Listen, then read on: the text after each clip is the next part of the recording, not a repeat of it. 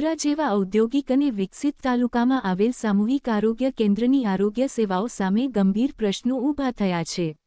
સ્થાનિક સામાજિક કાર્યકર સમા અબ્દુલ મજીદે આરોપ લગાવ્યો છે કે છેલ્લા 2 મહિનાથી ગાયનેકોલોજિસ્ટ ઉપલબ્ધ નથી, જેના કારણે મહિલાઓની નિયમિત તપાસ અને સોનોગ્રાફી જેવી સેવાઓ અસરગ્રસ્ત બની છે.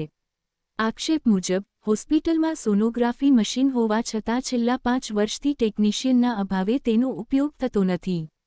બીજી તરફ ડાયાલિસિસ સેન્ટરમાં 3માંથી 1 મશીન બંધ હોવાનું અને હાલ માત્ર 4 દર્દીઓનું જ દૈનિક ડાયાલિસિસ થઈ શકતું હોવાનું પણ જણાવાયું છે, જેના કારણે અનેક દર્દીઓને ભુજ, ગાંધીધામ અને અંજારની ખાનગી હોસ્પિટલોમાં જવું પડે છે. સામાજિક કાર્યકરે રાજ્ય આરોગ્ય વિભાગ, જિલ્લા આરોગ્ય તંત્ર, સ્થાનિક ધારાસભ્ય અને સાંસદને તાત્કાલિક ખૂટતી સેવાઓ શરૂ કરવા માટે રજૂઆત કરી છે. જો કે, આ મુદ્દે આરોગ્ય વિભાગનો સત્તાવાર પ્રતિભાવ મળવાનો બાકી છે.